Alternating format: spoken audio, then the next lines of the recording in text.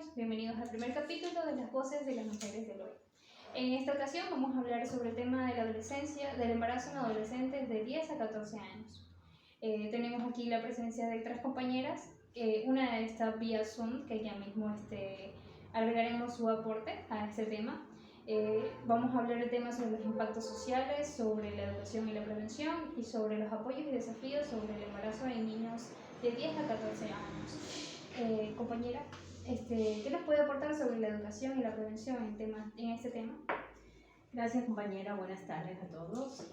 Con respecto a la educación, se trata de promover la educación sexual integral en las escuelas, dejarles claro que el consentimiento mutuo es vital en toda práctica, que señala los riesgos de toda actividad potencialmente peligrosa que desencadena en un embarazo no deseado.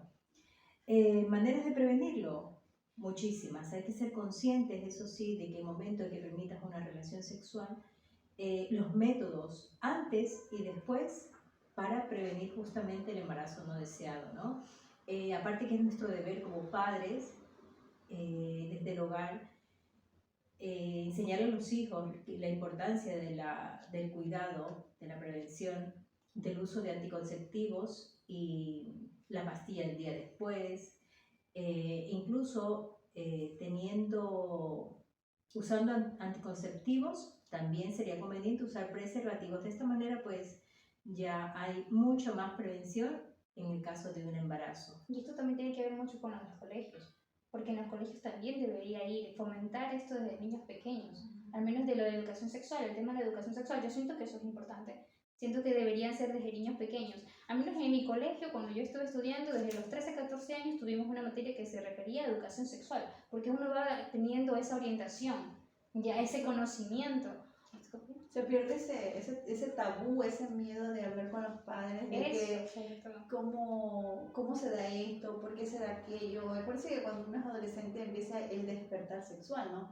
Entonces, en los niños, que son varoncitos, ¿cómo se los orienta a ese estímulo que a veces ellos no conocen de una excitación, del gusto, ¿no? Y las niñas, ¿cómo se las orientan, no? O sea, a veces uno como mamá uno las orienta en base a lo que uno cree, a lo que a uno le parece, a lo que uno le ha enseñado. Le han enseñado, claro. ¿no? Pero un profesional debería de ser importante la opinión, como dices tú, en una escuela, la educación sexual, ¿no? Eso se produce por esto, tienes que hablarlo así, o hacer tal cosa, ¿no? Y también en casa, también en casa, porque no todas las familias son tan abiertas a hablar de este tema con sus hijos, a hablar con este tema de sus hijos. Hay gente que también me pasó, mis abuelos eran unas personas muy cerradas, la mujer es de la casa y el hombre es para acá, entonces como que te crean ahí un pequeño círculo de que la mujer es para esto y que la mujer tiene que conocer esto y el hombre acá. El hombre puede ser un poco más libre, el hombre puede experimentar otras cosas, pero la mujer tiene que estar así, encerradita. Entonces eso no te permite conocer, eso no te permite absorber toda esa información, todo ese conocimiento que te puede ayudar más adelante en tu vida. Y realmente es un tema importante. Y ese tipo de temas antes no se tocaban. No, para nada. No había esa orientación. Que tiene su central en la ciudad de Quito. Ellos se encargan de trabajar por el bienestar de esta agrupación de niños y adolescentes. Ellos ayudan a fortalecer las competencias de las familias para que no estén en constante riesgo, en un constante abandono, porque no todas las familias y no todos los adolescentes reciben el apoyo de sus padres.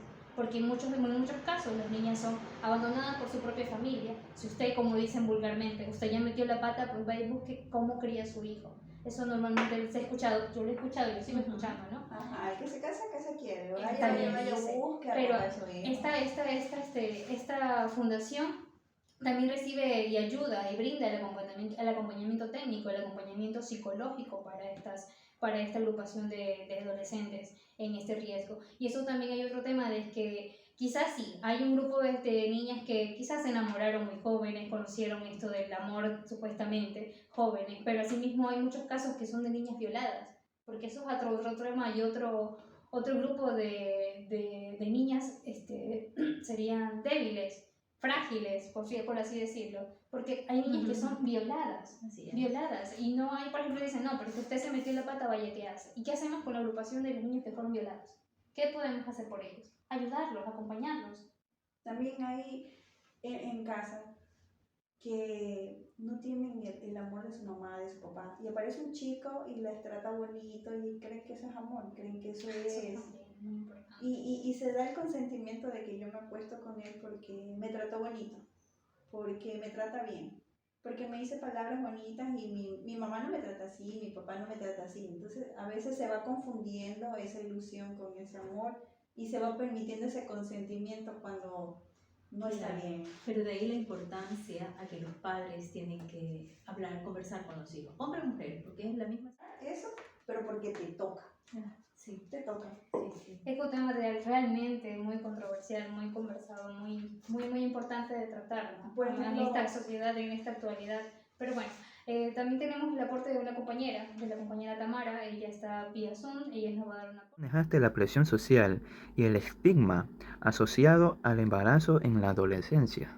Bueno, primeramente no fue fácil. Algunas personas hablaban a mis espaldas y sentía la mirada muy juiciosa, pero entendí que debía centrarme en el bienestar de mi bebé y en mi propio crecimiento. Aprendí a vivir con las críticas negativas y rodearme de personas que me apoyen. Qué bueno. Bueno, sigamos con la siguiente pregunta. ¿Cuáles fueron los mayores desafíos que enfrentaste durante el embarazo? La falta de comprensión en la escuela fue difícil. Algunos profesores no entendían las dificultades que enfrentaba. Además, el estrés financiero fue abrumador. Bueno, me gustaría que usted le envíe un mensaje a las demás adolescentes que puedan enfrentar un embarazo a temprana edad. Bueno, quiero decirles que aunque sea difícil, no están solas. Busquen apoyos en sus seres queridos y en programas comunitarios. Una vez de haber escuchado a la compañera Tamara, entonces podríamos finalizar este pequeño capítulo. Espero que les haya servido un poco, les haya gustado un poco la información que hemos tratado el día de hoy. Muchas gracias por su atención. Adiós. Hasta luego.